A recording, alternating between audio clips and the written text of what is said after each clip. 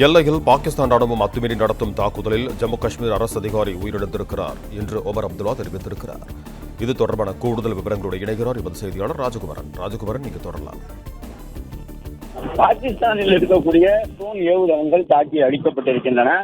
இந்தியாவில் ஜம்முவை ஒட்டிய பகுதியில் இருந்த பாகிஸ்தானுடைய ராணுவ நிலைகளை ராணுவம் தாக்கி அழித்துக் கொண்டிருக்கின்றது. காஷ்மீருக்குள்ளே ட்ரோன்களை பயன்படுத்தி தொடர்ந்து பாகிஸ்தான் ராணுவம் தாக்குதலில் ஈடுபட்டு வந்த நிலையில்தான் அதற்கு பதிலடி கொடுக்கக்கூடிய விதமாக இந்திய தரப்பிலிருந்து அந்த ட்ரோன்களை பயன்படுத்த எந்த ஏவுதளங்களை எல்லாம் அவர்கள் வைத்திருந்தார்களோ அவற்றையெல்லாம் தாக்கி அழிப்பதற்கான ஒரு நடவடிக்கையை வேகப்படுத்தி இருக்கின்றார்கள்.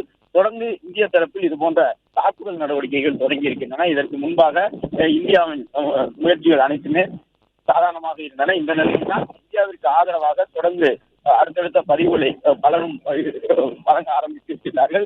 ஜம்மு காஷ்மீரினுடைய முதலமைச்சர் அவர்கள் இந்திய உயர் அதிகாரியின் இல்லத்தின் மீது பாகிஸ்தான் ராணுவம் பீரங்கி தாக்குதல் நடத்தியிருப்பதாக தெரிவித்திருக்கின்றார்கள்.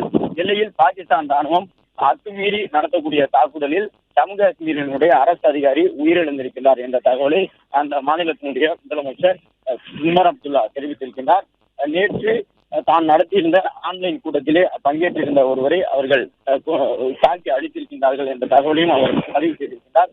ரஜௌரியில் உள்ள அந்த அதிகாரியின் இல்லத்தின் மீது பாகிஸ்தான் ராணுவம் பீரங்கி தாக்குதல் நடத்தியிருப்பதாக உமர் அப்துல்லா தெரிவித்திருக்கிறார். ஜம்மு காஷ்மீர் மாநிலத்தில் பல இடங்களில் அப்பாவி மக்களை குறிவைத்து பாகிஸ்தான் ராணுவம் தாக்குதல் நடத்தி வந்திருக்கிறது. இந்த நிலையில் தான் எல்லையில் பாகிஸ்தான் ராணுவம் அத்துமீறி நடத்தக்கூடிய தாக்குதல்களை ஜம்மு காஷ்மீர் அரசும் கண்டித்து வந்திருக்கின்றது. ஜம்மு காஷ்மீர் மாநிலத்தினுடைய அரசு அதிகாரி ஒருவர் உயிரிழந்திருக்கிறார் என்ற தகவலை பார்க்க முடிகின்றது. நேற்று நடத்தியிருந்த ஒரு முக்கியமான கூட்டத்திலும் அந்த அரசு அதிகாரி பங்கேற்றிருந்த நிலையில்தான் அவர் கொல்லப்பட்டிருக்கின்றார். பாகிஸ்தான் ராணுவம் தான் இதன் பின்னணியில் இருக்கின்றது என்ற தகவலை உமர் அப்துல்லா பதிவு செய்திருக்கின்றார். ஜம்மு காஷ்மீரினுடைய அரசு அதிகாரி ஒருவர் உயிரிழந்திருக்கின்றார். ஏற்கனவே காஷ்மீரை சேர்ந்த பல்வேறு பொதுமக்கள் உயிரிழக்க காரணமாக இருந்திருக்கின்றது பாகிஸ்தான்.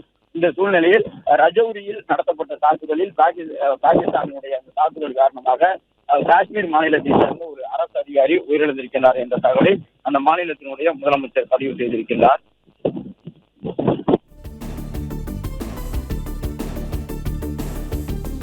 பிளே ஸ்டோர் மற்றும் ஆப் ஸ்டோரில் இருந்து பாலிமர் செயலியை QR கோடு மூலம் பதிவிறக்கம் செய்யுங்கள்.